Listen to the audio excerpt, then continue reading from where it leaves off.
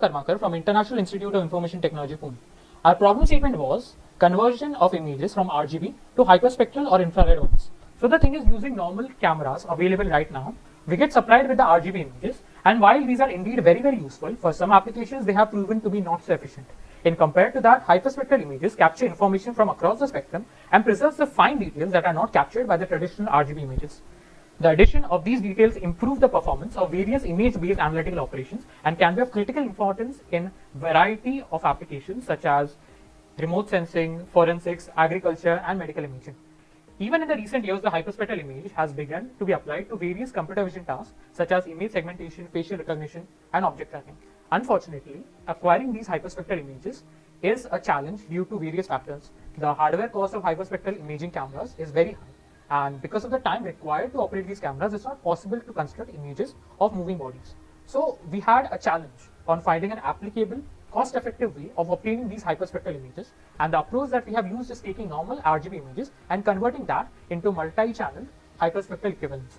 The dataset in this case we have used is the NTI-RE 2020 RGB to hyperspectral, which consisted of 450 RGB images of size 482 into 512 with hyperspectral equivalents of size 482 into 512 into 31. So to overcome this challenge, we have proposed 5 different models, each which take normal RGB image as input and produces the corresponding hyperspectral image in 31 spectral channels.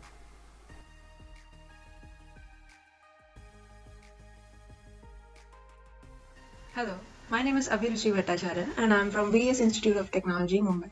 We have used 2 GAN-based models and 3 convolutional models. Using the GAN architecture, we have implemented pix-to-pix GAN and cycle GAN. The pix-to-pix model works by training 2 models, one for generating hyperspectral images from RGB images called the generator, and the second one to classify whether the produced image is real or fake, called the discriminator. The discriminator uses a patch GAN network which divides the image into patches and then evaluates it. The cycle GAN architecture consists of 2 generators and their corresponding discriminators. The first generator creates hyperspectral images from RGB input, and the discriminator takes generated and ground truth hyperspectral images to predict whether they are real or fake. The second pair does the reverse of this, that is, the generator creates RGB images from hyperspectral input, while the discriminator predicts whether the generated RGB images are real or fake. Together, each pair of generator models are trained to better reproduce the original source image, which is known as cycle consistency.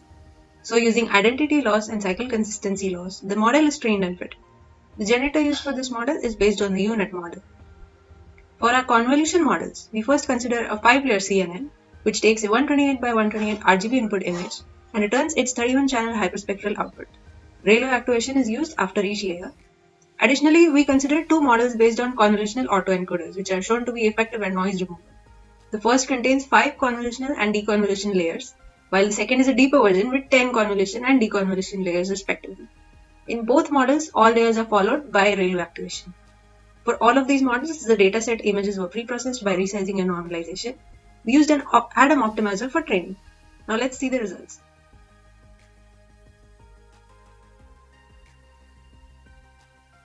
Hi, I'm Somam Hans from the Computer Science and Engineering Department of Manipal Institute of Technology. Today I'm going to present the results of our project.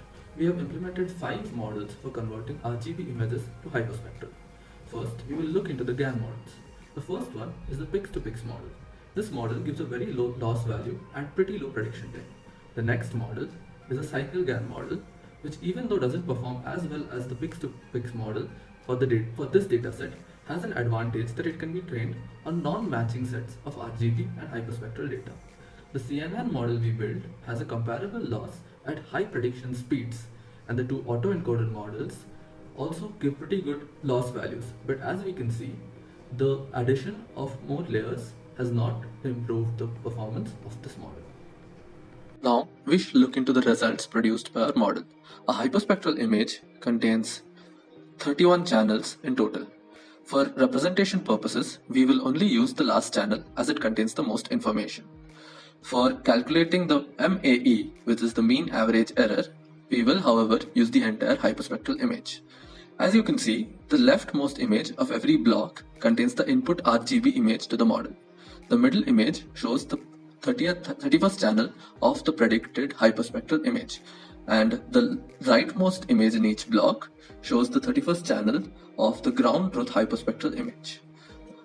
As you can see, the average MAE produced by this model is 0.014, which is a pretty respectable value.